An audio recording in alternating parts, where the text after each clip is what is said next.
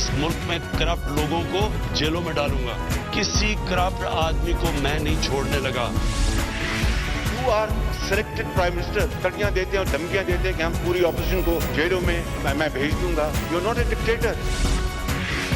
तुम तो सिर्फ कठपुतली हो, तुम्हारी तोरे तो कोई और हिला रहा है। जंग अभी जारी है, अभी हमें दायमी अमन की असल मंजिल पर पहुंचना है।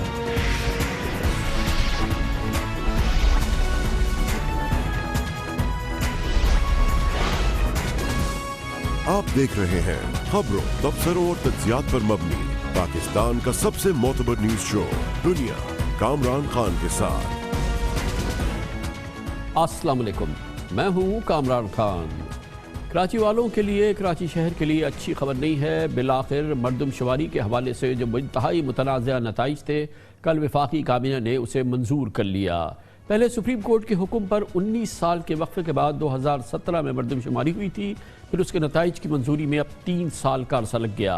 वज़ीर-ए-आज़म की सरबराही में होने वाले इस वफाकी काबीना के इजलास में मरदमशुमारी के नताइज जारी करने का मामला मुश्तरका मफादात कौंसिल को भेजने का फैसला किया गया है। हुकूमत का कहना है कि मरदमशुमारी का अमल अब हर 10 साल के बाद बजाय 3 साल में अब होना चाहिए। इस सिलसिले में CCI मुतल्लिका कानून में ज़रूरी तरमीम भी तजेगी।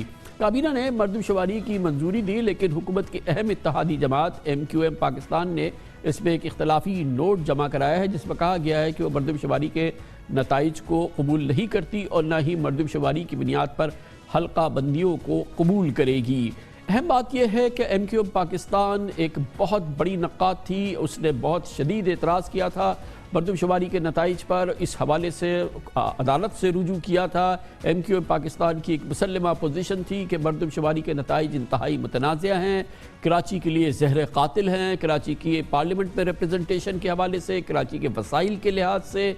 लेकिन जब असल वक्त आया, यानी कि जब फैसले का वक्त आया, तो ऐसा लगता है कि MQM पाकिस्तान ने घुटने टेक दिए और इस वजह से कल इस हवाले से जो पोजीशन वो ले सकती थी उसने वो पोजीशन नहीं ली, और यही वजह है कि वो अब अपना फैसला का दिफा करने के लिए तैयार नहीं है। हमारी कोशिश थी कि MQM पाकिस्तान को आज हम इस प्रोग्राम में बुलाते, उनसे पूछते कि आखिर क्या माजरा हुआ है, लेकिन हमारी तमाम कोशिशें नाकाम हुई हैं।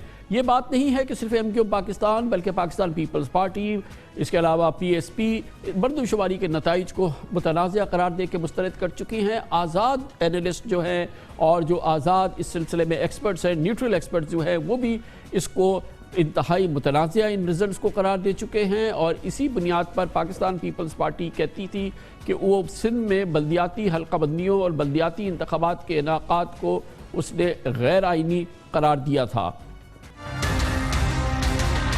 ये जो सेंसस हुआ है बहुत कंट्रोवर्शियल है। सिंध से नाइंसाफी हो रहा है। At least minimum 9 million people are missing from Sindh census. एक जालसाजी से की हुई मरदमशुमारी, अगर जालसाजी तस्लीम करनी है तो फिर बिस्मिल्लाह, लेकिन ये मुल्की मफाद में नहीं है। आपको तरीका निकालना होगा कि इन आज़ाद-ओ-शुमार को कैसे ठीक किया जाए। मरदमशुमारी की बजाय आदमखोरी की गई है। कराची की आबादी को 1.5 करोड़ गिना गया और बाकी 1.5 करोड़ आबादी को लापता कर दिया गया। हम धांधली शुदा मरदमशुमारी को नामंजूर करते हैं। मरदमशुमारी में कराची के 1.5 करोड़ लोगों को लापता कर दिया गया।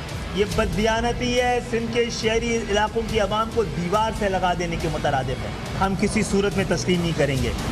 सिंध में होने वाले सेंसस को हम इसको रिजेक्ट करते हैं, नहीं मानते इसको। कराची की आबादी कहीं से भी 2.5 करोड़ से कम नहीं है। आप कैसे कराची की पॉपुलेशन को 1 करोड़ 40 लाख दिखा रहे हैं?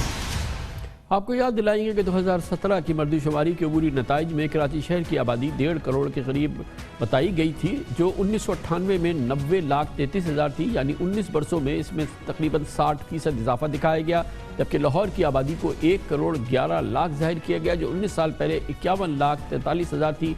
यानी उसमें 116% इजाफा हुआ। इसी बुनियाद पर माहिरीन नताइज पर सवालात उठा रहे हैं और इस सिलसिले में बड़ी उनकी मुसद्दिका राय है, मुसद्दिका रिसर्च है। मिसाल के तौर पर कराची के साबिक एडमिनिस्ट्रेटर फ़हीम ज़मान खान ने इस पर काफ़ी तहकीक की थी। मरदम शुमारी जिस तरह से की गई है, जो उसके अंदर एनोमलीज हैं, जो उसमें फ्लॉज हैं, उसमें जो फजिंग हुई है, उसके नतीजे में अगले 10 साल तक ये कौम आपस में लड़ेगी। लाहौर के एक जो एवरेज सेंसस ब्लॉक है उसमें 267 घराने हैं। घराने में अफराद की तादाद है वो 6.33 बनती है और कराची में 191 घराने बनते हैं और हर घराने में जो अफराद की तादाद है वो 5.78 बनती है। तो कराची जो है कौमी एवरेज है उससे 18% नीचे चला गया और जो लाहौर है वो 21% ऊपर चला गया। कराची की अगर 2-2.25 करोड़ की आबादी है, अगर आप उसकी जगह कराची को 1.5 करोड़ के वसाइल देंगे तो कराची में गुर्बत फैलेगी, कराची में जहालत फैलेगी, कराची में जो सेहत के और दीगर मौके जॉब्स के मिलने चाहिए वो नहीं मिलेंगे। और ये कराची के साथ या कराची जैसे किसी भी दूसरे शहर के साथ बहुत बड़ा जुल्म होगा। ये पूरी की पूरी एक्सरसाइज को क्वेश्चन मार्क, सवालिया निशान बना देता है। इसको स्क्रैप कीजिए, अगले साल दोबारा कीजिए। कल इस अलमिये ने जन्म लिया कराची के लिए कि इसकी दोनों मुंतखब जमातें यानी PTI और MQM पाकिस्तान ने इन वफाकी मरदमशुमारी के नताइज को अमलन तस्लीम कर लिया है, चाहे दिखाने के लिए MQM पाकिस्तान ने कोई भी इस सिलसिले में एक कदम उठाया हो, जो कि ज़ाहिर है कॉस्मेटिक कदम है, लेकिन बहरहाल इससे कराची की बहुत बड़ी हक तलफी हुई है। इसकी हकीकी आबादी के लिहाज से उसको ना वसाइल मिलेंगे और ना ही उसकी पार्लियामेंट में रिप्रेजेंटेशन होगी। इस पूरे मौजू पर बात करते हैं, हमें ज्वाइन कर रहे हैं जनाब सैयद मुस्तफ़ा कमाल, चेयरमैन पाक सरज़मीन पार्टीज़। बहुत बहुत शुक्रिया मुस्तफ़ा कमाल साहब। ये तो एक बहुत बड़ी ट्रेजेडी हो गई है। ये तो क्योंकि तवक्को ये की जा रही थी कि बहरहाल ये एक मुतनाज़ा मामला है, लेकिन अब लगता है कि हुकूमत और MQM और इस सब ने फैसला किया है कि इसको तस्लीम कर लिया जाए। बड़ा स्याह दिन है कराची के लोगों के लिए और मैं समझता हूँ पाकिस्तान के लिए।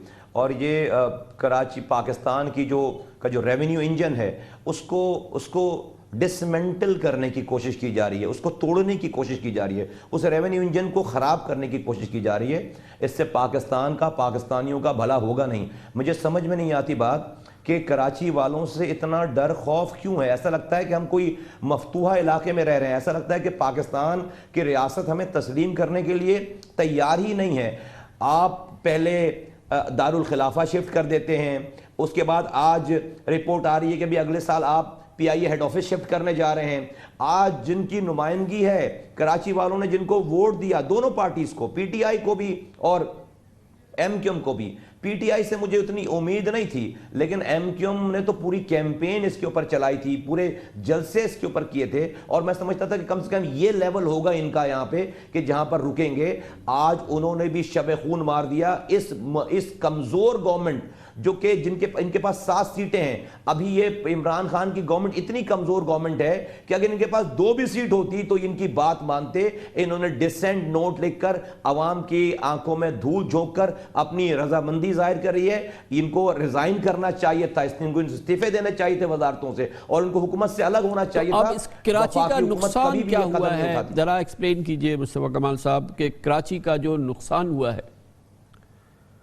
देखिए, सबसे पहले तो कराची का ये नुकसान है कामरान भाई कि कराची में जो अर्बनाइजेशन हुई है, पूरे पाकिस्तान से जो लोग यहाँ पर आए हैं वो यहीं का पानी इस्तेमाल करेंगे, यहीं पर अपना सीवरेज का निज़ाम डिस्पोज करेंगे, यहीं पर कचरा प्रोड्यूस करेंगे, यहीं से दवा लेंगे, यहीं पर रोजगार लेंगे, लेकिन वो एग्जिस्टिंग जो लोग हैं उनके शेयर में से लेंगे। जो उनका शेयर मिलना चाहिए था वफाक से, सुबह से, रियासत से मिलना चाहिए था, आम जुबान में कह रहा हूं, वो उनका शेयर नहीं। तो क्या होगा? क्योस पैदा होगा। जो आधी रोटी खा रहा था उसको आधी रोटी भी नहीं मिलेगी, जो कचरे के पैसे आ रहे थे वो पैसे नहीं, दवा ये वो। दूसरी बात ये कि जहां दुनिया में अर्बनाइजेशन हो रही है, पाकिस्तान में बहुत तेजी से अर्बनाइजेशन हुई है, कराची उसमें सबसे नंबर 1 शहर है। सिंध की आबादी का 55% इंसान कराची में रह रहा है। इस हिसाब से सिंध की 55% सीटें कराची से एलोकेट होनी चाहिए थी, होती अगर इसको सही गिने तो। जो भी सिंध हुकूमत बनाना जिसको होता कल को, उसको कराची के लोगों के दिलों को जीतना होता। ये जो आज पीपल्स पार्टी ने اپنی رعایا اپنا غلام بنا رکھا ہے کراچی والوں کو. یہ جو پیپلز پارٹی کو ایک ووک اوور ملا ہوا ہے کہ وہ جو چاہیں کریں, ان کو کوئی پوچھنے والا نہیں ہے. وہ وفاقی حکومت کو سپورٹ کریں, وفاقی حکومت ان کو یہاں سپورٹ کریں, دونوں ڈرامہ کرتے ہیں آپس میں, فرینڈلی فائر کرتے ہیں. عمران خان صاحب اور بلاول بھٹو زرداری صاحب یہ ان کی حکومت کو سپورٹ کر رہے ہیں, وہ ان کی حکومت کو سپورٹ کر رہے ہیں. اس کے عوض پیپلز پارٹی کی حکومت پچھلے 12 سالوں سے کراچی والوں پر ظلم کر رہی ہے. آبادی کا 55% ہونے کے باوجود نہ ایک بس دی ہے, نہ پانی دے رہے ہیں, 2.5 لاکھ نوکریوں میں ایک آدمی کو نوکری نہیں دی ہے, نہ یہاں سے کچرا اٹھا رہے ہیں, نہ اختیار دے رہے ہیں. سب کچھ تباہ برباد کر دیا ہے انہوں نے یہاں پر, اور اس کے اوپر ایم کیو نے جا کر مہر لگا دی ہے. اگر مصطفیٰ یہ بتائیے کہ پی ایس پی کے پاس حل کیا ہے اس مسئلے کا؟ کامران بھائی, دنیا میں ہر سینسس کے بعد ایک آڈٹ ہوتا ہے. امریکہ میں, آسٹریلیا میں, یو کے میں, یہ میں آپ کو ترقی یافتہ ممالک کی مثال دے رہا ہوں, آپ ان کی رپورٹس اٹھا کے دیکھیں, وہاں پر 5%, 7% تک بھی ان کے پاس جو ہے وہ وہاں پر ان کی مسٹیکس نکل کر آتی ہیں. پاکستان میں تو میں کہتا ہوں 70% مسٹیکس نکل کر آئیں گی. آپ کے آئین میں, قانون میں لکھا ہوا ہے کہ سینسس کے بعد آڈٹ ہونا تھا, آپ نے آڈٹ ہی نہیں کرایا اس کا. 5%. اگر آپ اس کا آڈٹ کرا رہے تھے, آزاد ذرائعوں سے آڈٹ کرا لیتے, تھرڈ پارٹی آڈٹ کرا لیتے, آپ کو دودھ کا دودھ پانی کا پانی ہو جاتا. بھلے آپ 2 سال کے بعد سینسس کراتے, کہتے کہ بھئی پہلے غلطی ہو گئی, ابھی ہمارے پاس پیسے نہیں ہیں, ہم 2 سال کے بعد سینسس کرائیں گے. لوکل گورنمنٹ کے الیکشن کو آپ نہیں روکتے, جیسے آپ نے نیشنل گورنمنٹ کے الیکشن کو 2018 میں نہیں روکا تھا. بھائی سینسس تو 2017 میں ہو گیا تھا. آپ نے ایک قانون بنایا جس میں آپ نے یہ کہا کہ بھئی یہ سینسس ہم پچھلے ہی جو ہمارے پاس جو علاقے ہیں, جو کانسٹیٹیوئنسی ہوئی بھی ہے, ہم اسی پہ الیکشن لڑ لیں گے, ہم اس سینسس کو بعد میں اپروو کریں گے. یہی کام آپ بلدیاتی حوالوں سے آپ پورے پاکستان میں آرام سے کر سکتے تھے. آپ آج کامران بھائی اس کو انڈورس کر کے آپ نے ہمیشہ کے لیے کراچی والوں کو اس پیپلز پارٹی کے آگے غلام بنا دیا. بہت شکریہ سید مصطفیٰ کمال, چیئرمین پاک سرزمین پارٹی ہمارے ساتھ موجود تھے. خبر سے بریک, اس کے بعد انتہائی دلچسپ خبر. چین نے کمال کر دیا ہے, موسمیاتی تبدیلی پر قدرت حاصل کر رہے ہیں. ٹیکنالوجی کے ذریعے لاکھوں میل رقبے پر بارش کرا سکتے ہیں, برف باری کرا سکتے ہیں, فصلوں کو سیراب کر سکتے ہیں, خشک سالی کو ختم کر سکتے ہیں. بہت ہی عجب اور دلچسپ یہ معلومات ہے جو آپ سے شیئر کریں گے چھوٹے سے وقت کے بعد. مزیدار دلچسپ خبر ہے, عالمی میڈیا میں خوب تشہیر بھی ہو رہی ہے کہ چین نے ٹیکنالوجی کی مدد سے موسم کو کنٹرول کرنے کی صلاحیت حاصل کر لی ہے. اب ہزاروں میل رقبے پر مصنوعی بارشیں اور مصنوعی برف باری آرام سے ممکن ہو سکے گی. بہت ہی عجب خبر ہے کہ چین اس حوالے سے چین کا کہنا یہ ہے کہ سال 2025 تک وہ موسم کو تبدیل کرنے یا ضرورت کے مطابق ڈھالنے کا ایک باقاعدہ نظام بھی تشکیل دے دے گا, جس کے ذریعے اب جہاں جتنی مقدار میں بارش درکار ہو وہاں بارش کروائی جا سکے گی. جیسے زرعی علاقوں میں فصلوں کو اگر پانی چاہیے اور بارش نہ ہو تو وہاں اس ٹیکنالوجی کا استعمال ہوگا. زراعت میں یقینی طور پر ایک یہ گیم چینجر ہوگا, فصلیں بہتر اور زیادہ ہوں گی. اس طرح جن علاقوں میں گرمی زیادہ ہو وہاں موسم کو اس حد تک تبدیل کیا جا سکے گا کہ وہاں برف باری تک کروائی جا سکے گی. یہ کوئی 1-2 میل نہیں بلکہ 2 بلین اسکوائر میل پر پھیلے رقبے پر موسمیاتی تبدیلی کی بات ہو رہی ہے. گویا کہ یہ کلاؤڈ سیڈنگ سے بارش کی باتیں نہیں ہیں, یہ ایک وسیع رقبے پہ یعنی کہ دسیوں لاکھوں کلومیٹر کے رقبے پر اس قسم کی موسمیاتی تبدیلی لائی جا سکتی ہے. اندازہ لگائیے کہ یہ رقبہ جس کی چین دعویٰ کر رہا ہے کہ وہ موسمیاتی تبدیلی بارشیں یا برف باری کرا رہی ہے, یہ پورے بھارت کے رقبے سے بھی 1.5 گنا زیادہ ہے. امیزنگ.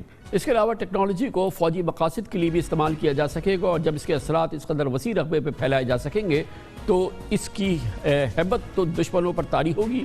یہی وجہ ہے کہ بھارتی دفاعی حلقوں میں سراسیمگی پھیل رہی ہے. بھارتی میڈیا چین کی جدید ٹیکنالوجی کو اس کے خلاف سازش کہہ رہا ہے.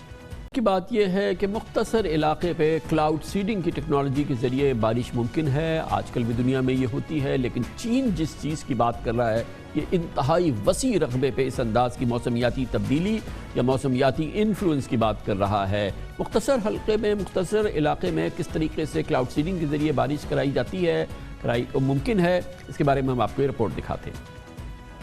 اس انتہائی دلچسپ سائنسی ٹیکنالوجی اور اس کی ترقی پر ہم بات کرتے ہیں. मौसमियात पर इन्फ्लुएंस चीन की टेक्नोलॉजी। हमें ज्वाइन कर रहे हैं पाकिस्तान के नामवर चोटी के साइंसदान जनाब डॉक्टर अताउर रहमान। डॉक्टर साहब चेयरमैन भी हैं वज़ीर आज़म की task force on science and technology के। बहुत बहुत शुक्रिया डॉक्टर साहब।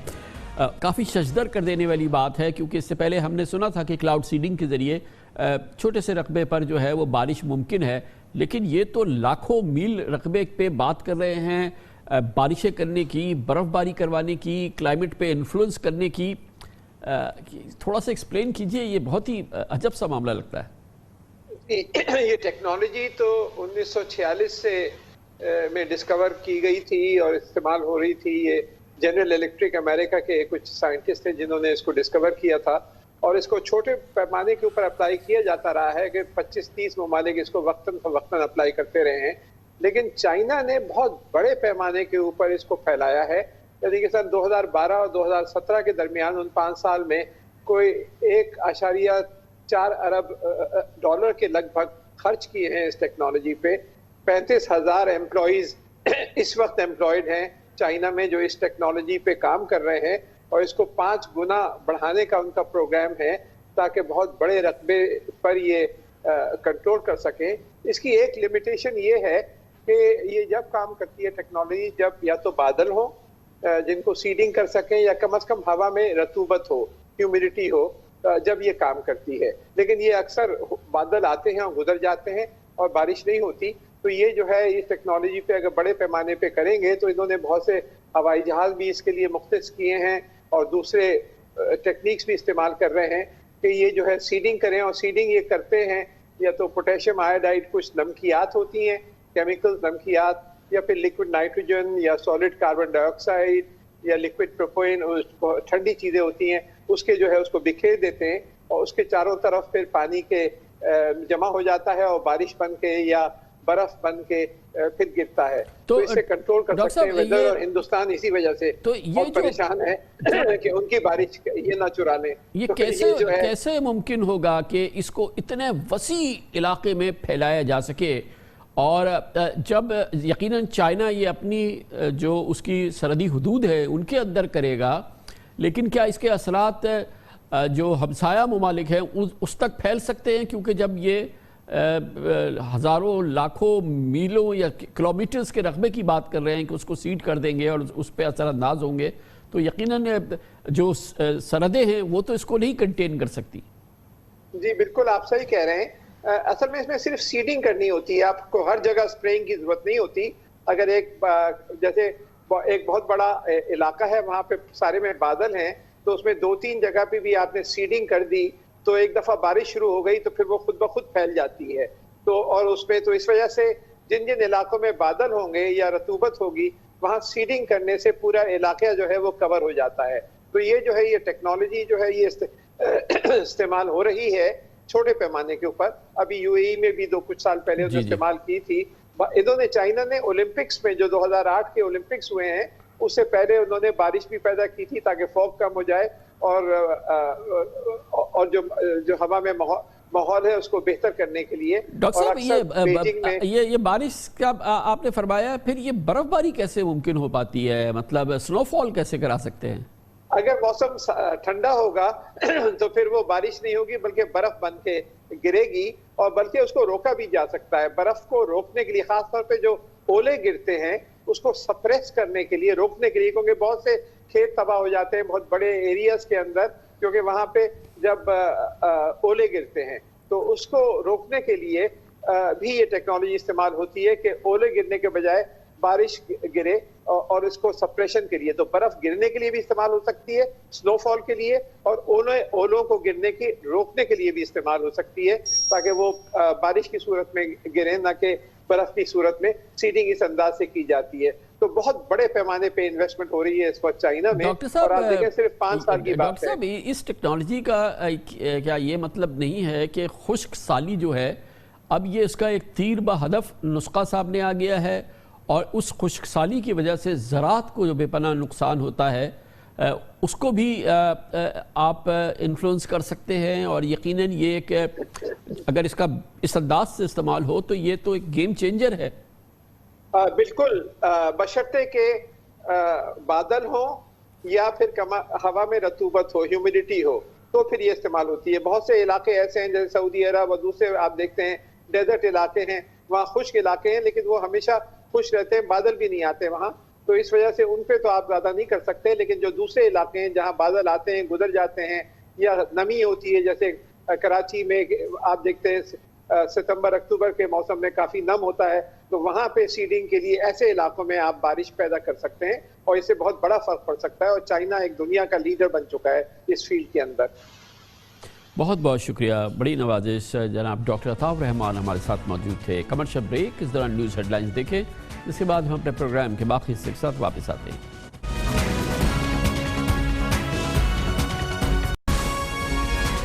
آپ دیکھ رہے ہیں خبروں، تبصروں اور تجزیات پر مبنی پاکستان کا سب سے معتبر نیوز شو دنیا، کامران خان کے ساتھ. تمام جماعتوں نے پی ڈی ایم کے بینر تلے ایک مؤثر بھرپور انداز میں حکومت مخالف تحریک کا آغاز کیا تھا. سپٹمبر میں اس کا آغاز ہوا تھا. پاکستان پیپلز پارٹی، پاکستان مسلم لیگ نون، جمعیت علماء اسلام، مولانا فضل الرحمان کی اور کئی چھوٹی جماعتیں اس کا حصہ تھیں. بھرپور انداز میں حکومت مخالف پلان کا اعلان کیا گیا، عہد کیا گیا، عزم کیا گیا، وعدہ کیا گیا کہ حکومت کو اس سال ہی ختم کر دیا جائے گا اور دسمبر میں حکومت کا خاتمہ ہوگا. یہ پی ڈی ایم کی لیڈرشپ مسلسل کہتی رہی. جیسے جیسے یہ تحریک آگے بڑھ رہی ہے، واضح آثار سامنے نظر آ رہے ہیں کہ اس میں اختلافات ہیں، اس کی تندی تیزی کم ہو رہی ہے. اور یہی وجہ ہے کہ آج پی ڈی ایم کا جو مردان میں جلسہ ہوا ہے، اس میں وہ جو پہلے مرکزی جلسہ عام میں ہوتا رہا ہے، بہت ہی امپورٹنٹ، بہت ہی دلچسپ اور تجزیہ کاروں کے لیے بہت اہمیت کا معاملہ تھا کہ پاکستان پیپلز پارٹی کی لیڈرشپ اس جلسے میں شریک نہیں تھی. یہ وہ جلسہ ہے جس میں بلاول بھٹو زرداری نہ ذاتی طور پہ شریک ہوئے، نہ ہی انہوں نے ویڈیو کے ذریعے اس میں فون کے ذریعے اس میں خطاب کیا. کسی انداز سے انہوں نے اس جلسے سے خطاب نہیں کیا. نہ صرف بلاول بھٹو زرداری، پاکستان پیپلز پارٹی کی ٹاپ لیڈرشپ میں سے کوئی شخص اس جلسے میں موجود نہیں تھا، اس کا خطاب نہیں تھا. پی ڈی ایم کی تشکیل کے بعد یہ پہلا جلسہ ہے جس میں پاکستان پیپلز پارٹی مؤثر انداز میں شریک نہیں ہوئی تھی. محترمہ مریم نواز یقیناً اس جلسے کے لیے خصوصی طور پر لاہور سے بدرم مردان تشریف لے گئی تھیں. اور اہمیت کی بات یہ ہے کہ دراصل اس کی بنیادی وجہ یہ ہے کہ پی ڈی ایم کی دونوں بڑی جماعتیں پاکستان مسلم لیگ نون جناب نواز شریف اور پاکستان پیپلز پارٹی جناب آصف علی زرداری کے درمیان اس معاملے پر بھی اختلاف ہے کہ آئندہ کی حکمت عملی میں جو اس کا سب سے مؤثر ہتھیار ہے کہ پی ڈی ایم کے تمام اراکین اسمبلیز سے استعفے دے دیں اور اس انداز سے حکومت کو مجبور کرے کہ وہ دوسرے الیکشن کرائے، عمران خان حکومت ہل جائے یا وہ ختم ہو جائے. اس پر واضح طور پہ پتہ چل گیا ہے. ہم آپ کو انتہائی معتمد اور بھرپور طریقے سے آپ کو انتہائی قابل اعتماد ذرائع سے بتا سکتے ہیں کہ پاکستان پیپلز پارٹی کا یہ اب ہر صورت یہ فیصلہ ہے کہ وہ کسی صورت میں بھی اسمبلی سے استعفیٰ نہیں دے گی. بھرپور انداز سے سینٹ کا الیکشن لڑے گی. جناب آصف علی زرداری نے یہ بات جناب نواز شریف کو بھی بتا دی ہے. پاکستان پیپلز پارٹی کا یہ فیصلہ، اس کی رسمی انڈورسمنٹ ہوگی 29 دسمبر کو جب پارٹی کی سینٹرل ایگزیکٹو کمیٹی ملے گی. اس طرح سے پاکستان ڈیموکریٹک موومنٹ کا جو سب سے بڑا اس تحریک کا ہتھیار تھا کہ استعفے دے دیے جائیں، حکومت کو نئے الیکشن کرانے پہ مجبور کیا جائے، وہ اب اس میں ایک بڑی خلیج پڑ گئی ہے. پاکستان پیپلز پارٹی نہ استعفے دے گی اور نہ ہی سینٹ الیکشنز کا بائیکاٹ کرے گی بلکہ بھرپور انداز میں سینٹ الیکشن میں شریک ہوگی. اس کے ساتھ ہی پاکستان پیپلز پارٹی نے یہ بھی ہم آپ کو یقین سے بتا سکتے ہیں، یہ فیصلہ بھی کیا ہے کہ وہ یقیناً لانگ مارچ یا ریلیز میں ضرور شریک رہے گی لیکن کسی دھرنے کا وہ شریک نہیں بنے گی اور اس کا بھی فیصلہ باقاعدہ کر لیا گیا ہے. اس کے ساتھ ہی پاکستان پیپلز پارٹی کا یہ بھی فیصلہ ہے کہ ان الیکشنز کے لیے سینٹ الیکشنز کے ساتھ ساتھ آج جو آئندہ دنوں میں ضمنی الیکشنز ہونے والے ہیں اس میں بھی بھرپور انداز میں وہ شریک ہوگی، ان کا بھی وہ بائیکاٹ نہیں کرے گی. وہ یہ کہ پاکستان پیپلز پارٹی نے اپنی الگ سیاسی پوزیشن بنا لی ہے اور شاید یہی وجہ ہے کہ مردان کے آج کے جلسے میں پاکستان پیپلز پارٹی کی لیڈرشپ شریک نہیں تھی. پچھلے ہفتے پیپلز پارٹی نے الیکشن کمیشن کو باقاعدہ ضمنی انتخابات کرانے کے لیے خط بھی لکھا تھا اور نشاندہی کری تھی کہ قومی اور صوبائی اسمبلی کی نشستیں اگر خالی ہیں، سینٹ کا الیکٹرل کالج نامکمل رہے گا، اس لیے جلد از جلد ان کے الیکشن کرائے جائیں تاکہ الیکٹرل کالج بھی مکمل ہو جائے. पाकिस्तान पीपल्स पार्टी के मुमताज़ सीनियर रहनुमा कमर ज़मान काहिरा अब बाकायदा पीपल्स पार्टी का यह मौक़िफ़ मीडिया के ज़रिए आवाम के सामने रख रहे हैं कि पार्टी इंतखाबी अमल का किसी इंतखाबी अमल का बॉयकॉट नहीं करना चाहती, बल्कि वो PDM के फैसले पर अपना नुकसान क्यों करें। वो ये कह रहे हैं, काहिरा साहब ने यह भी कहा कि पीपल्स पार्टी इमरान खान के धरने के खिलाफ थी, अब खुद कैसे धरने दे सकती है। अब इसका तो पब्लिक ऐलान कर दिया है पाकिस्तान पीपल्स पार्टी की जानिब से जनाब कमर ज़मान काहिरा ने। हम किसी भी इलेक्टोरल प्रोसेस का बायकॉट करने के खिलाफ है और ये पीपल्स पार्टी बहुत दफा कह चुकी है। जिन हलकों के अंदर इलेक्शन हो रहे हैं अगर हम इनको फ्री छोड़ देते हैं, बायकॉट कर देते हैं, तो यहाँ से गवर्नमेंट को वॉकओवर मिल जाएगा। हम इन हलकों से इलेक्शन लड़ेंगे, जोरदार तरीके से लड़ेंगे। सेनेट के इलेक्शन का फैसला उस वक्त करेंगे जब सेनेट का इलेक्शन अनाउंस होगा। अगर फर्ज करें PDM ये फैसला करती है कि जी ठीक है हम सेनेट का इलेक्शन लड़ते हैं और उसके बाद इस्तीफे देते हैं और उससे पहले हम ये इलेक्शन बायकॉट करके बैठ जाए, तो हम दोहरा नुकसान करेंगे। हम क्यों करें ऐसा? अगर हम इमरान खान के धरने को कहते हैं कि वो गलत था, अगर हम कहते हैं कि डॉक्टर तारुल कादरी का धरना गलत था, तो पीपल्स पार्टी को सोचना पड़ेगा ना धरना देने का। अगर PDM धरने का फैसला करती है तो पीपल्स पार्टी को सोचना पड़ेगा कि कल हम अगर धरनों के खिलाफ थे तो आज हम धरनों की हमायत में कैसे हो। ये जो हिकमत अमली है, इस्तीफ़ों की हिकमत अमली, और इस हवाले से कि क्या जो आइंदा दिनों में ज़िमनी इंतखाबात होने वाले हैं इसमें हिस्सा लेना चाहिए या नहीं हिस्सा लेना चाहिए। बज़ाहिर लॉजिकल बात तो यही है कि जब इस्तीफ़े देने हैं तो आइंदा चंद हफ्तों में होने वाले ज़िमनी इलेक्शन में शिरकत की क्या बुनियाद हो सकती है। और यही वजह है कि इस मामले में कम अज़ कम पाकिस्तान मुस्लिम लीग नून के अंदर भी दो मुतज़ाद राय मौजूद हैं। ज़िमनी इंतखाब जो अब हो रहे हैं, यानी जो अब अनाउंस है, इन ज़िमनी इंतखाबात में हिस्सा लेने या ना लेने का फैसला जो है वो PDM ने करना है। अभी सिर्फ पार्टी क़यादत को जो है वो इस्तीफे जमा होने हैं, उसके बाद जो फैसला होगा, और अगर वो इस्तीफे जो है वो टेंडर हो गए और हम इनसे बाहर आ गए, फिर हमें ज़िमनी इलेक्शन में हिस्सा नहीं लेना चाहिए। जो पाकिस्तान के सीनियर पॉलिटिकल एनालिस्ट हैं, जो इस मुल्क की सियासत को तवील अरसे से समझते हैं, वो मुसलसल इस बात पे उनका इसरार है कि जनाब आसिफ अली ज़रदारी एक ज़ीरक सियासतदान हैं, वो इंतहाई होशियार सियासतदान हैं। वो जानते हैं कि मौजूदा सेनेट के इलेक्शंस में उनकी इतनी क़ुव्वत ज़रूर है कि वो अगर पाकिस्तान मुस्लिम लीग उसमें हिस्सा नहीं लेती है तो उसके बावजूद वो सेनेट की दूसरी बड़ी सियासी जमात अब भी रह सकते हैं। सेनेट में उनको एक अच्छे नंबर्स अब भी मिल सकते हैं सेनेटर्स के। और ये कि इससे पहले उनकी पार्टी के जो लीगल विजिट हैं जनाब एतजाज़ अहसन, वो दो टोक अंदाज में कह चुके हैं कि सेनेट के असम्बली से इलेक्शंस का कोई फ़ायदा नहीं होगा, सेनेट इलेक्शन अपने फिर भी होते रहेंगे और ये एक बेसूद अमल होगा। और ये रहनुमाई जनाब एतजाज़ अहसन मुसलसल करते रहे हैं और हमें अब बता रहा है पाकिस्तान पीपल्स पार्टी से मुंसलिक इंतहाई मोतबर ज़रा ये कहते हैं कि इस हवाले से फ़ैसला हो गया है, जनाब एतजाज़ अहसन की राय को मान लिया गया है। असेंबलियाँ इस्तीफों से डिज़ोल्व नहीं होती। 150 भी इस्तीफे आ जाए तो वो कौमी असेंबली मौजूद रहती है और सूबाई असेंबलियाँ भी इसी तरह मौजूद रहती हैं। अब पंजाब में मेरा ख्याल है कि ऑलमोस्ट 50-50 है। अगर वहाँ से अपोजिशन इस्तीफे दे देती है तो सारी 14 सीटें ले जाएंगे, इमरान खान ले जाएगा। इलेक्टोरल कॉलेज तो बचता, उसको तो कुछ नहीं होता। अपोजिशन का बड़ा नुकसान होगा और PTI का फ़ायदा हो जाएगा। इस तमाम माहौल पे बात करने के लिए हमने दावत दी है। हमें ज्वाइन कर रहे हैं मोहतरम राना सनाउल्लाह खान, पाकिस्तान मुस्लिम लीग नून के चोटी के रहनुमा हैं, पंजाब में पाकिस्तान मुस्लिम लीग नून के सदर भी हैं। बहुत बहुत शुक्रिया राना साहब, आपने हमें ज्वाइन किया है। गोया अभी PDM ने जो आइंदा चंद हफ्तों में ज़िमनी इंतखाबात होने वाले हैं 6 नशिस्तों पे, उसके हवाले से कोई हतमी फ़ैसला नहीं किया है, लेकिन पीपल्स पार्टी की जानिब से तो वाज़ेह तौर पे कह दिया गया है और अमली तौर पे साबित भी हो गया है कि वो बहरहाल इलेक्शन में हिस्सा लेंगे। देखें, पीपल्स पार्टी ने अपनी राय का वो PDM की जो सरबराही मीटिंग होगी उसमें बिल्कुल उन्हें ये हक पहुंचता है कि वो अपनी राय का इजहार भी करें और उसके लिए जो आर्गूमेंट्स उनके पास हैं, जो दलील उनके पास है, उसको भी सामने रखें।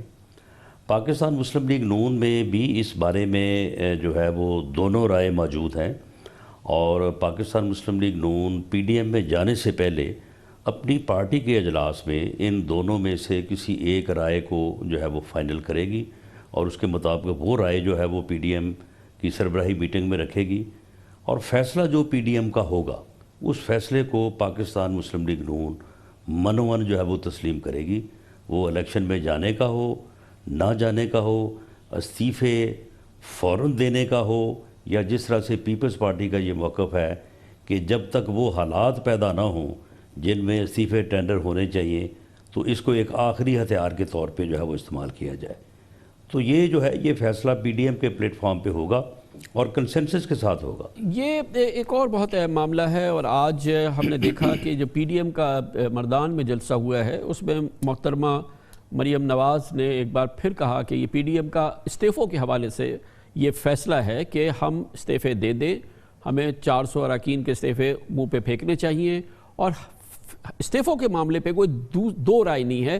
ہم ایک بار پھر سن لیتے ہیں مردان کے جلسے میں آج ایک بار پھر ری ایٹریٹ کیا ہے مریم نواز صاحبہ نے. مردان کے عوام یہ فیصلہ دے دیں، پاکستان ڈیموکریٹک موومنٹ کی جماعتوں کو استعفیٰ دے کر گھر آ جانا چاہیے یا ان جعلی اسمبلیوں میں بیٹھے رہنا چاہیے. استعفے اٹھا کے ان کے منہ پر مارنے چاہیے. 400-500 استعفے جب آ جائیں گے تمہارا ایک دن اس ملک میں وزیر اعظم جعلی وزیر اعظم رہنا مشکل ہے. یقیناً مریم صاحبہ کی اور نواز شریف صاحب کی یہ رائے ضرور ہے، لیکن ہمیں بھی ہمارے انتہائی مصدقہ ذرائع نے بتایا، آج تمام میڈیا میں بھی بات سامنے آ رہی ہے کہ پیپلز پارٹی کا بہرحال فیصلہ ہو چکا ہے، زرداری صاحب کا فیصلہ ہو چکا ہے کہ استعفے نہیں دینے چاہیے، استعفے نہیں دیے جائیں گے. سینٹ الیکشن کے لیے انہوں نے اپنے امیدوار بھی شارٹ لسٹ کرنا شروع کر دیا، اور بھرپور انداز میں پاکستان پیپلز پارٹی سینٹ الیکشنز کا حصہ بنے گی اور استعفے نہیں دے گی. جب پی ڈی ایم کی میٹنگ ہوتی ہے اس میں کیا پیپلز پارٹی کی یہ رائے سامنے آتی ہے؟ نہیں، پیپلز پارٹی نے کبھی بھی یہ رائے ان الفاظ میں جن الفاظ میں آپ نے بیان کی ہے کبھی یہ رائے نہیں دی، بلکہ میٹنگز کے علاوہ بھی جب انفارمل ملاقاتیں ہماری ان کے ساتھ ہوتی ہیں وہاں پہ بھی کبھی انہوں نے ان الفاظ میں جو ہے وہ بات نہیں کی.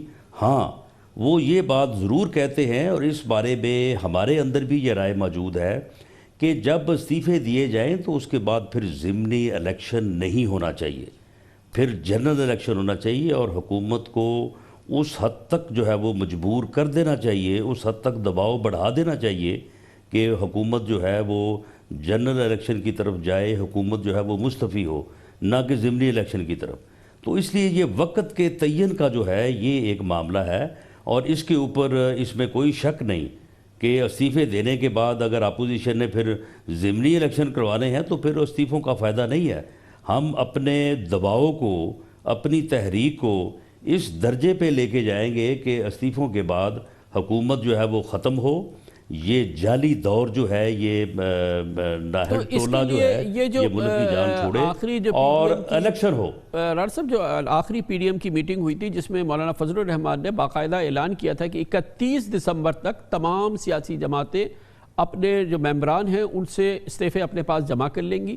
31 جنوری کو ہم یہ فیصلے اور یہ استعفے لے کے اسلام آباد جائیں گے، وہاں پہ دھرنا دیں گے، اور پھر یہ استعفے جو ہیں وہ دے دیے جائیں گے، سرنڈر کر دیا جائے گا. گویا آپ یہ فرما رہے ہیں کہ ابھی استعفے جمع بھی کر لیے جائیں گے، مگر یہ دیے جائیں گے یا نہیں عملاً اسپیکرز کو، یہ ابھی طے نہیں ہے. دیکھیں، جو یہ ایکسرسائز 31 دسمبر تک مکمل کرنے کی ہے، پاکستان مسلم لیگ نے وہ اپنی ایکسرسائز مکمل کر لی ہے، اور ہم نے وہ اپنی ایکسرسائز 100% مکمل کر لی ہے، این اے سے بھی اور صوبائی اسمبلی سے بھی. اور جہاں تک پیپلز پارٹی کا تعلق ہے تو پیپلز پارٹی نے بھی یہ ایکسرسائز مکمل کر لی ہے، اور پیپلز پارٹی نے ہمیں خود بتایا ہے کہ ہم نے استعفے جمع کرنے کی ایکسرسائز مکمل کر لی. اور میرے ذاتی علم میں ہے کہ جو ان کے ممبرز ہیں صوبائی اسمبلی پنجاب میں، ان سے استعفے لے لیے گئے ہیں. ڈاکٹر صاحب، اب جو وہاں چیز تو یہ ہے استعفے سرنڈر کرنا، اسپیکر کو دینا. استعفے لے جانا تو کوئی مقصد نہیں، لے لینا تو کوئی مطلب نہیں نا. اصل چیز تو یہ ہے جس کا کوئی اثر ہے، جو میننگ فل ہے، جو خبر ہے کہ اسپیکرز کو دے دیے جائیں یہ استعفے. وہ آپ فرما رہے ہیں کہ اس کی کوئی تاریخ طے نہیں.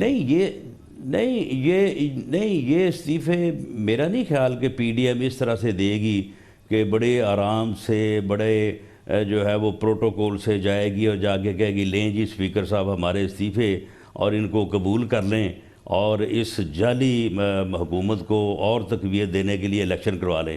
ایسا نہیں ہوگا. جب اسلام آباد جائیں گے تو اسلام آباد جانے کے اپنے مضمرات ہیں. جب اسلام آباد جائیں گے تو ہمارا تو ماننا یہ ہے کہ یہ حکومت جو ہے یہ مستعفی ہوگی, اور مستعفی ہوگی تو پھر شاید استعفے ٹینڈر کرنے کی جو ہے وہ نوبت ہی نہ آئے. اچھا, آپ یہ خیال ہے کہ شاید جب آپ جائیں گے تو استعفوں سے پہلے ہی یہ حکومت ختم ہو جائے گی, یہ جنوری تک ہو جائے گا رانا صاحب؟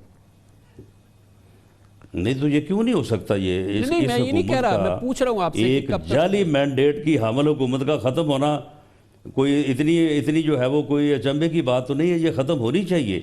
سارا ملک جو ہے وہ تباہی کے دہانے پہ پہنچ گیا ہے. ملک کی اکانومی, آپ یہ فرما رہے ہیں کہ استعفے کی ضرورت نہیں پڑے گی, استعفوں کے بغیر ہی ختم ہو جائے گی حکومت؟ نہیں, میں کہتا ہوں کہ ضرورت جو ہے وہ ایک استعفوں کا آخری دھکا جو ہے اس کی اگر ضرورت پڑے تو وہ بالکل وہ ہمارے ہاتھ ہونا چاہیے.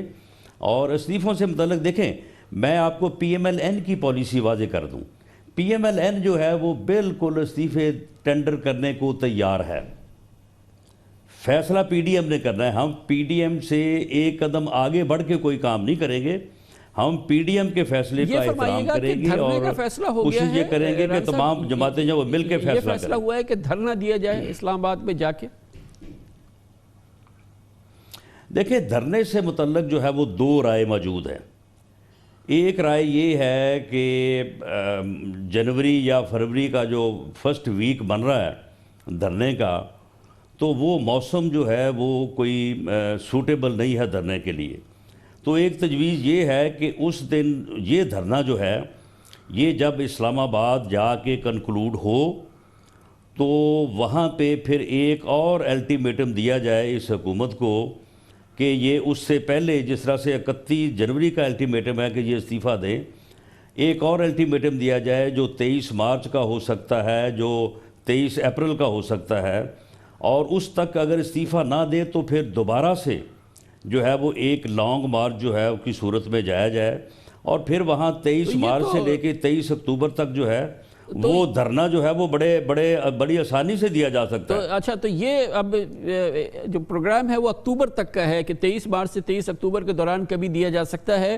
یہ بھی فرما دیجئے گا کہ سینٹ الیکشن اس سلسلے میں مانے نہیں ہے, جو سینٹ الیکشنز ہونے اس کی پی ڈی ایم کو پرواہ نہیں ہے, وہ ہوتے رہیں.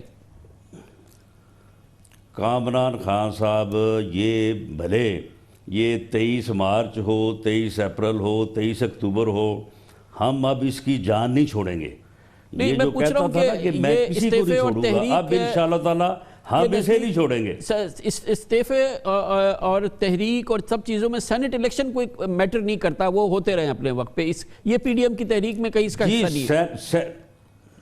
نہیں, دیکھیں, کوئی یہ کبھی پی ڈی ایم کی میٹنگ میں یہ بات نہیں زیر غور آئی کہ جی اگر سینٹ کے الیکشن سے پہلے تحریک جو ہے اس کو کنکلوڈ کر لیں اور اس کے بعد جو ہے وہ تحریک جاری نہیں رہ سکتی.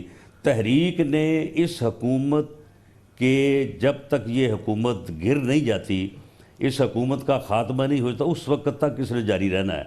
سینٹ کا الیکشن ہو, ضمنی الیکشن ہو, نہ ہو, اس سے کوئی غرض نہیں ہے. بہت بہت شکریہ. رانا ثناء اللہ خان صاحب ہمارے ساتھ موجود تھے. کمرشل بریک, اس کے بعد ذکر کریں گے. حکومت آج ایک قدم آگے بڑھی ہے, ریفرنس تیار ہوا, صدر عارف الوی نے اس پہ دستخط کر دیے, سپریم کورٹ میں دائر ہو گیا. رائے مانگی ہے حکومت نے کہ سینٹ کے انتخابات میں اوپن بیلٹ ہونا چاہیے. کیا حکومت اس سلسلے میں متعلقہ قانون میں کر سکتی ہے یا نہیں؟ سپریم کورٹ اس سلسلے میں اپنی رائے دے گی. کیا رائے ہو سکتی ہے, اس پر بات کریں گے. ہمارے ساتھ موجود ہیں پاکستان کے بہت ہی معزز طویل عرصے تک سینیٹر رہے, چیئرمین سینٹ بھی رہے, جناب وسیم سجاد, جو نامور سینئر قانون دان بھی ہے. وقفے کے بعد ہمارے ساتھ ہوں گے. Welcome back. ہم سب پاکستانی بہت اچھی طرح سے جانتے ہیں کہ جب بھی ملک میں سینٹ کے الیکشنز کی بات ہوتی ہے, الیکشنز ہوتے ہیں, اسمبلیز کے اراکین کی مبینہ نیلامی, ووٹوں کی خرید و فروخت یعنی ہارس ٹریڈنگ کے الزامات کھل کے سامنے آتے ہیں اور بلا تردید ثبوت سامنے آتے ہیں. یہ معاملات اب لازم و ملزوم ہو گئے ہیں. پی ٹی آئی اور عمران خان کا کہنا یہ ہے کہ وہ سینٹ الیکشن میں شفافیت لانے کا اپنے وعدے کو پورا کریں گے اور خفیہ رائے دہی کا طریقہ کار ختم کرنے کی اب انہوں نے ٹھان لی ہے. ان کا کہنا یہ ہے کہ تمام معاملات اس وجہ سے ہوتے ہیں کہ خفیہ رائے دہی ہوتی ہے. آج صدر مملکت ڈاکٹر عارف الوی نے سینٹ الیکشن کے لیے اوپن بیلٹ کے معاملے پر سپریم کورٹ آف پاکستان میں ریفرنس دائر کر دیا اور عدالت عظمیٰ سے مشاورتی دائرہ سماعت کے تحت اس معاملے پر رائے مانگ لی ہے۔ آئین کے آرٹیکل 186 کے تحت بھیجا گیا ریفرنس 36 صفحات پر مشتمل ہے۔ ریفرنس میں کہا گیا ہے کہ سینٹ کا الیکشن اوپن بیلٹ کے تحت ہو سکتا ہے۔ اوپن بیلٹ سے سینٹ الیکشن میں مزید شفافیت آئے گی۔ سینٹ الیکشن اوپن بیلٹ کے تحت کرانے کے لیے سپریم کورٹ بھیجے گئے صدارتی ریفرنس میں موقف اختیار کیا گیا ہے کہ آرٹیکل 226 صرف آئین کے ماتحت انتخابات میں خفیہ رائے شماری کی پابندی کرتا ہے، جن میں صدر مملکت، وزیر اعظم، چیئرمین سینٹ، اسپیکر اور وزرائے اعلیٰ کے الیکشن شامل ہیں، جبکہ سینٹ سمیت پارلیمنٹ، صوبائی اسمبلیوں اور مقامی حکومتوں کے انتخابات الیکشن ایکٹ 2017 کے تحت ہوتے ہیں۔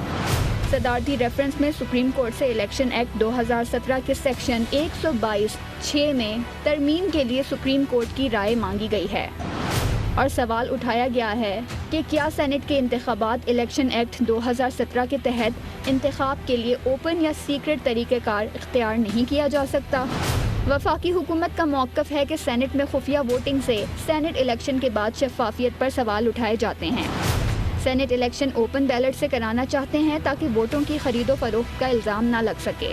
ریفرنس میں سابق وزیر اعظم بے نظیر بھٹو اور سابق وزیر اعظم نواز شریف کا نام لیے بغیر یہ تذکرہ کیا گیا ہے کہ ملک کے 2 سابق وزرائے اعظم اور ان کی جماعتوں نے میثاق جمہوریت میں اوپن بیلٹ پر اتفاق کیا تھا۔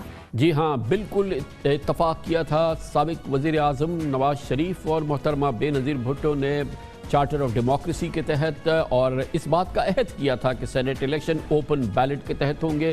مشترکہ عزم تھا اور اس کی خلاف ورزی پر کارروائی کا بھی ایک تحریری معاہدہ کیا گیا تھا محترمہ بے نظیر بھٹو اور نواز شریف کے درمیان 14 مئی 2006 کو لندن میں ہونے والے میثاق جمہوریت کے نقطہ نمبر 23 میں مسلم لیگ نون اور پیپلز پارٹی نے عہد کیا تھا کرپشن اور فلور کراسنگ روکنے کے لیے سینٹ سمیت تمام بالواسطہ انتخابات اوپن اور قابل شناخت بیلٹ کے ذریعے ہوں گے۔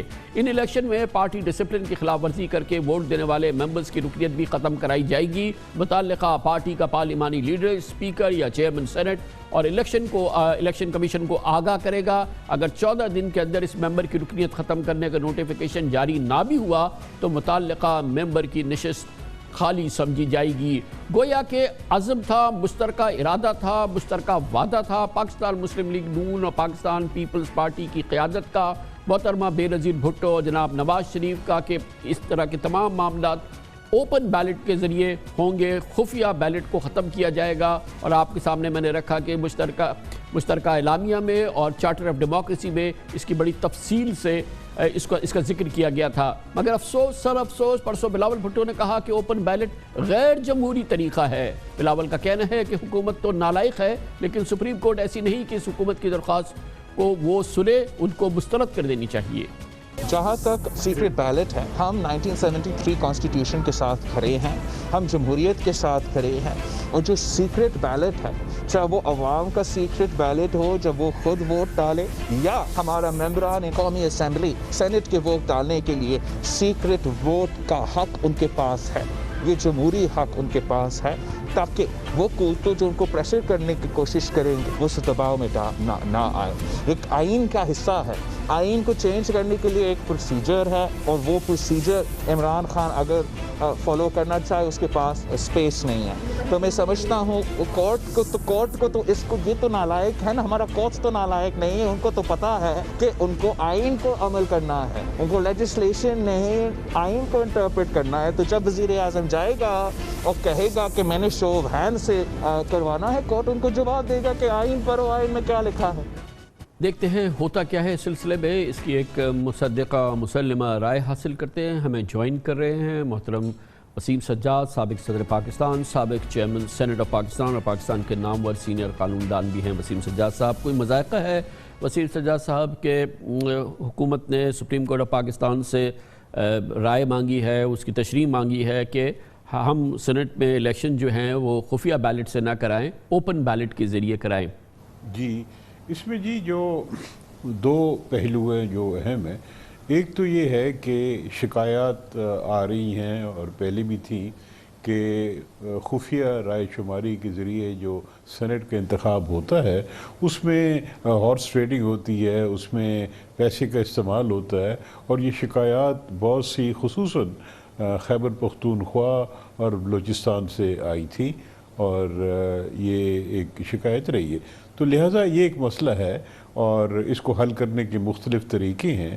سوال اس وقت یہ ہے جی کہ کیا یہ الیکشن آئین کی ترمیم کے بغیر عام قانون میں ترمیم کر کے اوپن بیلٹ سے ہو سکتا ہے کہ نہیں؟ یہ ایک سوال ہے جو کہ حکومت چاہتی ہے کہ اس پہ ان کو کوئی رہنمائی مل جائے. تو آئین میں آرٹیکل 226 کا حوالہ دیا گیا ہے. اس میں لکھا ہوا ہے کہ آئین کے تحت تمام الیکشنز سوائے پرائم منسٹر کے اور چیف منسٹر کے سیکرٹ بیلٹ سے ہوں گے. اب یہ ایک اصول ہے جو آئین میں طے کیا گیا ہے. اس کے تحت نیشنل اسمبلی کے انتخابات، صوبائی اسمبلیوں کے انتخابات، چیئرمین سینٹ، اسپیکر، تمام انتخابات، ڈپٹی اسپیکر، ڈپٹی چیئرمین، تمام انتخابات جو ہیں وہ خفیہ بیلٹ سے ہوتے ہیں. اور جب سے سینٹ بنی ہے، یہ بات درست ہے کہ آئین کی شکل 226 میں صراحت سے ذکر ہے کہ صدر مملکت، وزیر اعظم، چیئرمین سینٹ، اسپیکر اور وزرائے اعلیٰ کے الیکشن جو ہیں وہ خفیہ بیلٹ سے ہوں گے. باقی کے بارے میں نہیں ہے صراحت سے ذکر، اس لیے وہ سپریم کورٹ آف پاکستان کی رائے مانگ رہے ہیں. جی، اس میں وہ رائے مانگ رہے ہیں کیونکہ ان کی خواہش ہے، یہ وہ چاہتے ہیں کہ آئین میں ترمیم کیے بغیر عام قانون میں ترمیم کر کے یہ مقصد حاصل کیا جا سکے. تو مقصد تو اچھا ہوگا، لیکن میرے خیال میں یہ عام قانون میں ترمیم کر کے شاید یہ مقصد حاصل نہ کر سکے، کیونکہ یہ قانون کی گارنٹی ہے، آئین کی گارنٹی ہے کہ خفیہ بیلٹ سے ہوگا. اگر حکومت یہ چاہتی ہے کہ یہ سیکرٹ بیلٹ کو ختم کیا جائے تو اس کا طریقہ یہی ہے کہ باقی پارٹیوں سے مل کے 2/3 اکثریت قائم کریں اور آئین میں ترمیم کریں. بجائے اشارت فرمائے وسیم سجاد صاحب، مگر اس میں ایک اہم بڑی دلچسپ بات یہ ہے، چارٹر آف ڈیموکریسی میں بے نظیر بھٹو، نواز شریف نے تحریری طور پہ اپنے آپ کو پابند کیا کہ اس کو ہم اوپن بیلٹ کریں گے. گویا کہ بلا تفریق تمام سیاسی جماعتوں کا یہ اعلان ہے کہ وہ اس میں ہارس ٹریڈنگ ہوتی ہے، اس کو ہمیں اوپن بیلٹ کر دینا چاہیے. لیکن اب کیونکہ حکومت یہ تجویز لا رہی ہے تو بیک ٹریک کر گئی تمام جماعتیں، اور اس وقت نون لیگ بھی اور بے نظیر بھٹو کی پیپلز پارٹی بھی، اور نواز شریف صاحب تو خود حیات ہیں، وہ بھی ابھی اس بات کی وہ نہیں کر رہے تصدیق کہ یہ ایک اچھا کام ہے، ہو جانے دے. یہ عجب ستم ظریفی نہیں ہے. سوال تو یہی ہے نا جی کہ کیا یہ آئین میں ترمیم سے ہوگا یا عام قانون سے ہوگا؟ اگر آئین میں ترمیم کرنی ہوگی تو پھر حکومت کو باقی پارٹیوں کے ساتھ مل بیٹھ کے ایک کنسنسس بلڈ کرنا ہوگا. اور اس وقت جو تناؤ کی صورتحال ہے، جو آپس میں لڑائی جھگڑا چل رہا ہے، اس کے پیش نظر وہ جو کنسنسس بلڈ ہونا چاہیے تھا یا ہو سکتا تھا، اور جس کی آپ نے ذکر کیا کہ پہلے بھی ایک اس کے بارے میں ایک آپس میں ایک ایگریمنٹ ہو گیا تھا، وہ ممکن نہیں نظر آتا موجودہ حالات میں. اور حکومت کی کوشش یہ ہے کہ ہمیں آئین کو ترمیم نہ کرنا پڑے، عام قانون سازی کے تحت ہم اس کو تبدیل کر سکیں. عام قانون سازی حکومت کے اختیار میں ہے کیونکہ وہ قومی اسمبلی میں ان کی اکثریت ہے اور سینٹ میں بھی ان کی اکثریت آ جائے گی، لہذا وہ ان کو آسان طریقہ نظر آتا ہے. لیکن سوال یہی ہے کہ کیا عام قانون میں صراحت سے اس کا ذکر نہیں ہے. صراحت سے اگر ذکر ہے تو صدر مملکت، وزیر اعظم، چیئرمین سینٹ، اسپیکر اور چیف منسٹرز کا ہے. اور یہ الیکشن جو ہوتے ہیں یہ الیکشن ایکٹ کے تحت ہوتے ہیں، اور الیکشن ایکٹ میں حکومت جو ہے اس کے خیال میں وہ ترمیم کر سکتی ہے، اسی لیے وہ شاید سپریم کورٹ سے اس کے لیے رہنمائی مانگ رہی ہے. جی، یہی ان کا موقف ہے جی، اور سپریم کورٹ اس پہ فیصلہ کرے گی کہ کیا آئین میں ترمیم کی ضرورت ہے یا الیکشن ایکٹ میں. کیونکہ جو بیشتر چیزیں ہیں سینٹ کے متعلق، یعنی اس کے اختیارات، اس کی نمبرز کتنے ہوں گے، اس کا الیکشن کا طریقہ کار، وہ سینٹ کے جو ممبران ان کی کوالیفیکیشنز، ڈسکوالیفیکیشنز، یہ ساری چیزیں آئین کے اندر ہیں. تو لہٰذا یہ ایک اہم سوال ہوگا اور سپریم کورٹ کے سامنے اب لایا گیا ہے کہ کیا یہ الیکشن جو ہے وہ آئین کے تحت ہے یا عام قانون کے تحت ہے. تو میرے خیال میں یہ جو روایت ہے پچھلے کئی سالوں سے ہے، بظاہر تو یہی لگتا ہے کہ یہ آئین کے تحت ہے، اور حکومت کو چاہیے کہ باقی پارٹیوں سے مل کے ایک کنسنسس پیدا کریں تاکہ آئین میں ترمیم ہو سکے. بہت بہت شکریہ جناب سینیٹر وسیم سجاد ہمارے ساتھ موجود تھے، سابق صدر پاکستان، سابق چیئرمین سینٹ. खबर से ब्रेक, उसके बाद जिक्र करेंगे उस पाकिस्तान मुखालिफ लॉबी का जो कि 5th जनरेशन वॉरफेयर का हथियार बनी हुई है। एक बार फिर पाकिस्तान पे हमला हुआ। टोरंटो में करीमा बलोच नेशनलिस्ट, उनकी लाश पाई गई थी। उस दिन से एक यलगार हो गई सोशल मीडिया पर पाकिस्तान और पाकिस्तान की फ़ौज के ख़िलाफ़ कि पाकिस्तान ने करीमा बलोच को कत्ल कराया, पाकिस्तान की इंटेलिजेंस एजेंसी ने कत्ल कराया और ट्रेंड्स आफ्टर ट्रेंड्स बन गए। आज टोरंटो पुलिस ने कहा कि ये एक गैर मुजरिमाना फेल है, करीमा बलोच का कत्ल ही नहीं हुआ है। ये वो एक मिसाल है जिससे पता चलता है कि कैसे पाकिस्तान पर यलगार की गई है 5th जनरेशन वॉरफेयर के ज़रिए। इसकी बात करते हैं छोटे से वक्त के बाद। भारत पाकिस्तान पर हमला आवर है। ये रिवायती जंग नहीं है, ये इस दौरे जदीद की जंग है जिसको कि 5th जनरेशन वॉरफेयर कहा जाता है और वो इस वक्त पाकिस्तान के ख़िलाफ़ इस्तेमाल हो रहा है। भरपूर अंदाज से भारत और भारतीय लॉबी और उसके पाकिस्तान में एजेंट इसको इस्तेमाल कर रहे हैं। मगर पाकिस्तान मुखालिफ भारतीय लॉबी को पाकिस्तान के बाहर और पाकिस्तान के अंदर 5th जनरेशन वॉरफेयर के ताज़ा तरीन हमले पर इस महाज पर एक बार फिर इबरत पस्त हुई है और पूरी दुनिया ने इसको देखा है। पीर को कनाडा में करदम तंजीम की साबिक सरबराह करीमा बलोच की लाश मिलते ही पाकिस्तान में सिविल सोसाइटी के भारत नवाज एजेंट्स और फिर भारत की लॉबी ने करीमा की मौत की जिम्मेदारी पाक फौज पर डालनी शुरू की थी। भारतीय बयानिया बोलने वाले नामी गिरामी हमारे अपने पाकिस्तानी सोशल मीडिया एक्टिविस्ट करीमा बलोच की मौत का बराह रास्त जिम्मेदार ISI को ठहरा रहे थे। कल और परसों पाकिस्तान में ट्विटर पर करीमा बलोच नंबर 1 टॉप ट्रेंड रहा, लेकिन पाक फौज मुखालिफ ये प्रोपेगेंडा आज अपनी मौत आप मर गया जब कनाडा की टोरंटो पुलिस ने करीमा बलोच की मौत को एक गैर मुजरिमाना फेल करार दिया और अपने बयान में लिखा कि पुलिस को इस केस की तफ्तीश में किसी मशकूक सरगर्मी के कोई आसार नहीं मिले हैं।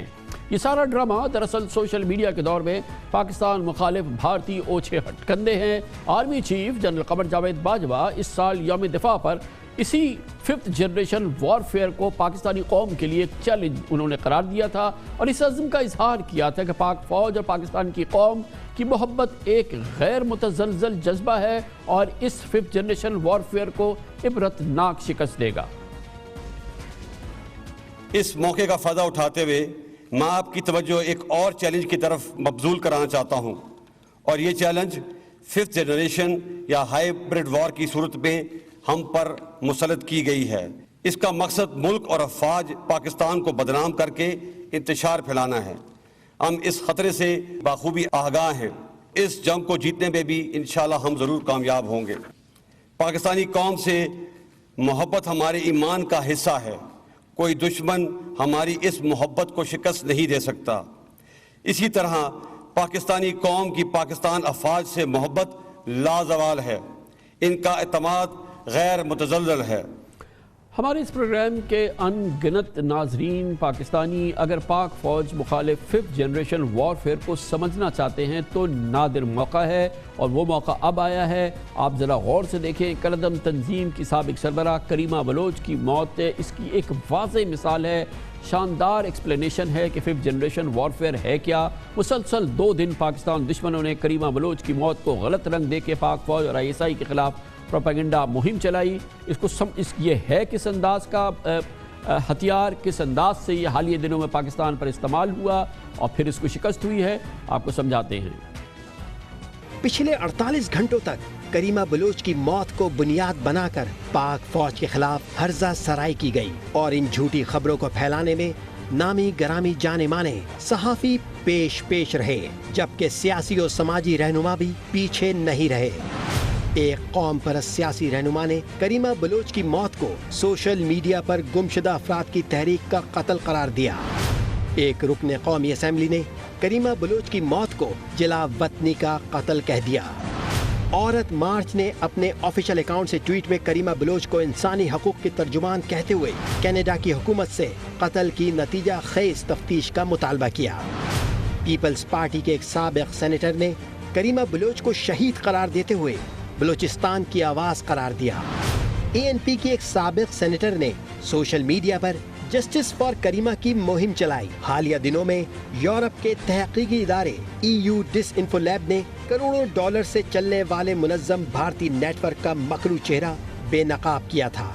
जो इंडियन क्रॉनिकल्स के नाम से पाकिस्तान मुखालिफ प्रोपेगेंडा फैला रहा था। DGISPR major general Babar Iftikhar भी इस मामले की कलई खोल चुके हैं। Pakistan is being subjected to this fifth generation warfare and hybrid applications in a massive way. It's a major challenge, especially what's happening on the social media. The kind of links that you find on social media of some negative press going for Pakistan, 90% of that is coming from Indian websites. Even on social media, when we try and dig out where is it coming from, it's most of the accounts are Indian accounts. Only recently they've been I think they've unearthed a major effort by the Indians in the form of EU disinformation lab. Karima Bloch की मौत की तरह 7 माह कबल अप्रैल में भी भारतीय प्रोपेगेंडे की मशीनें हरकत में आई थीं, जब स्वीडन में पाकिस्तानी सहाफ़ी साजिद हुसैन बलोच की दरिया में डूबने से मौत वाक़ई हुई थी। इस वाक़े पर भी पाकिस्तान में भारतीय तनख्वाहदार एजेंट सोशल मीडिया पर मुतहर्रिक हो गए थे और ISI को कातिल बना दिया था। लेकिन स्वीडन पुलिस ने तस्दीक की थी कि दरियाए फारस में डूबकर हलाक होने वाले साजिद हुसैन की पोस्टमार्टम रिपोर्ट से साबित होता है कि वो किसी जोर जबरदस्ती या जुर्म का निशाना नहीं बने। उनकी मौत खुदकुशी या हादसे का नतीजा हो सकती है। इसी तरह से करीमा बलोच की मौत गैर मुजरिमाना फेल है। आज टोरंटो पुलिस ने यह डिक्लेयर किया। इस मौजू पर बात करते हैं, इसके लिए हमें ज्वाइन करेंगे डॉक्टर मुईद यूसुफ, वज़ीर आज़म के मावन ख़ुसूसी बराए कौमी सलामती उमूर। बहुत बहुत शुक्रिया डॉक्टर साहब, आपने हमें फिर ज्वाइन किया है। क्लासिक एग्जाम्पल लगती है उस तमाम प्रोपेगेंडे की जिसको कि अनवेल कर रही है हुकूमत पाकिस्तान। आपने भी इसमें बड़ा रोल प्ले किया है कि किस तरह से ये फिफ्थ जनरेशन वॉरफेयर जो है वो अनलीश की गई है पाकिस्तान पे, किस तरीके से पाकिस्तान को निशाना बनाया जा रहा है। और ये करीमा बलोच का वाक़या, द मिनट ये पता चला कि उनकी कहीं से बॉडी मिली है, जो हमला हुआ है पाकिस्तान पर, जो यलगार हुई है, वो देखने से। इमरान साहब शुक्रिया। देखिए ये बहुत ही पेचीदा मामला है, ये जो फिफ्थ जनरेशन वॉरफेयर का, हाइब्रिड वॉरफेयर का। तो पहले तो मैं आपका शुक्रगुजार हूँ कि आपने इतनी डिटेल में इस इशू को उठाया है। देखिए इसमें प्रॉब्लम क्या है? प्रॉब्लम ये है कि बड़ा मुश्किल है सोर्स को ट्रेस करना। तो जब सोशल मीडिया पे एक शोर शुरू हो जाता है, उसमें बदकिस्मती से कुछ हमारी अंदर की आवाज़ें भी शुरू हो जाती हैं कि देखें जी फिर से ये हो गया, इसका फ़ायदा कोई और उठा रहा है। लेकिन दूसरी तरफ ये भी है कि कई दफ़ा बिल्कुल कोई ऐसी चीज़ नहीं होगी, एक बाइज़्ज़त कोई पाकिस्तानी शहरी है, किसी से कोई दुश्मनी हुई, लड़ाई हुई, उन्होंने भी वो काम शुरू कर दिया। अब आप कैसे सेपरेट करें कि कौन सा वाकई ही हाइब्रिड वॉरफेयर का पार्ट है और कौन सा शायद मासूमाना गलती हो या कोई ऐसा मसला ना हो। इसलिए कामरान साहब, इसका फ्यूचर 2 चीज़ों पर मुनहसर है। पहले, रियासत पाकिस्तान को कोऑर्डिनेट करके बार बार ये चीज़ एक्सपोज करनी है, दुनिया में भी अपने पार्टनर्स से मिलके और अंदरूनी तौर पे भी। यहाँ तब्दीली आई है और आती रहेगी। आपने ख़ुद अभी जिक्र किया, पहली दफ़ा है मेरा ख्याल के मुकम्मल कोऑर्डिनेशन के साथ तमाम पाकिस्तान के सिविलियन और सिविल मिलिट्री इदारे इस चीज़ पे अब मुतहर्रिक होके काम कर रहे हैं। दूसरा जो इसमें चीज़ है, ये तब तक आप हाइब्रिड वॉरफेयर की जंग नहीं जीत सकते जब तक रियासत पे आपकी सिटीजनरी, जब रियासत कोई चीज़ प्रोजेक्ट करे, जब कोई वो सामने लाए, तो फिर अंदर से ये सवाल होना कि नहीं जी पता नहीं रियासत सही कह रही है कि नहीं, दुश्मन उठाता है। तो देखिए एज ए रिस्पॉन्सिबल स्टेट जब हम दुनिया को कहते हैं कि आप हमारी बात माने, तो बड़ी बदकिस्मती है अगर कुछ वॉइसेस फ्रॉम विद इन उनके साथ वही वॉइस आ जाए जो हमारा दुश्मन करना चाह रहा है, इसका फ़ायदा वो उठाते हैं। और ये इसलिए ज़रूरी है कि अब हम ये बात बार बार बावर कराएं, Pakistan is under attack in terms of hybrid warfare every day. EU डिसइंफो lab से ज़्यादा बड़ी इंफॉर्मेशन आपको नहीं मिल सकती। सितम ज़रीफ़ी ये है कि अगर वही इंफॉर्मेशन कामरान साहब मैं देता एज ए पाकिस्तानी ऑफिशियल, तो आवाज़ें उठती हैं कि नहीं जी ये तो पाकिस्तान ऐसे ही कह रहा है। तो दुनिया तो हमारी बात अगर नहीं मान रही, जब तक हम इंटरनली स्ट्रांग नहीं होंगे, यूनाइटेड नहीं होंगे, तो कैसे ये बात आगे चलेगी? ये 2 चीज़ें असेंशियल हैं। लेकिन अभी भी अगर किसी को शक है कि भारत ये रोज़ाना हमारे साथ काम कर रहा है, تو پھر مجھے ایکسپلین کریں کہ شک کی گنجائش کیا رہ گئی ہے. اب روز تو ہم ایکسپوز کر رہے ہیں جو وہ چیزیں کر رہے ہیں. تو یہ مثال کے طور پہ یہ واقعہ ہے, اس میں یہ بھی ہے نا کہ اس کا ایک ایکسٹینشن یہ بھی ہو سکتا ہے کہ اس قسم کے واقعات جنریٹ کیے جائیں. ہمارے پاکستانی بہت سارے اس طرح کے ایلیمنٹ دنیا میں موجود ہیں, ان کو ٹارگٹ کر دیا جائے, ان کو مار دیا جائے, ان کو کچھ بھی کر دیا جائے, اور اس کے بعد اس کا سارا ذمہ دار جو ہے اس کی ذمہ داری ڈال دی جائے. وہ تو خدا کا شکر ہے کہ ٹورنٹو پولیس نے اور یا سویڈن کی پولیس نے ان چیزوں کا دودھ پانی کا پانی کر دیا, اور اگر اس کا جواب نہیں ملتا تو یہ تو پورا لانچ کر دیا تھا پاکستان پر یہ اٹیک. اور اس طرح کے واقعات بھی جنریٹ کیے جا سکتے ہیں, اور اس کے جواب میں پھر اس قسم کا اس وارفیئر کو پھر انلیش کیا جا سکتا ہے. یہ تو اب اس کی ساری ایکسٹینشن بھی ہے. بالکل کامران صاحب, انلیش کیا نہیں جا سکتا, انلیش ہوا ہے. دیکھیے ہم نے ایک جو فیصلہ کیا ہے نا کہ اب ہم بالکل اوپنلی یہ بات سامنے لائیں گے, چاہے ہماری بات آج کوئی مانے یا نہ مانے. اس کا نتیجہ بھی دیکھیے, آپ کی نظر سے گزرا ہوگا کہ غالباً 20,000 پاؤنڈز یا کچھ ابھی فائن کیا گیا ہے. وہ جو ریپبلک ٹی وی انڈیا کا ہوتا تھا, وہ آرناب گوراسوامی کے کیا ان کا نام ہے, جو پاگلوں کی طرح چیختا رہتا ہے پاکستان کے خلاف. تو یہ چیز اب دنیا بھی اٹھا رہی ہے کہ بھئی پاکستان نے بات کی ہے, ہمیں انویسٹیگیٹ کرنا پڑے گا. EU پارلیمنٹ نے بھی اب انویسٹیگیشن لانچ کی ہے. اس طرح انشاءاللہ ہم ایکسپوز کرتے رہیں گے, لیکن internally we have to be united. بہت بہت شکریہ ڈاکٹر موحید یوسف ہمارے ساتھ موجود تھے. اس کے ساتھ ہی ہمارے آج کے پروگرام کا اختتام ہوتا ہے. کل آپ سے پھر ملاقات ہوگی انشاءاللہ. کل تک کے لیے کامران خان کو اجازت. اللہ حافظ و ناصر. Hi, it's Sayyeda Shanaz here. Thank you for watching Dunya News. For more videos and updates, don't forget to click the subscribe button. Keep watching Dunya News.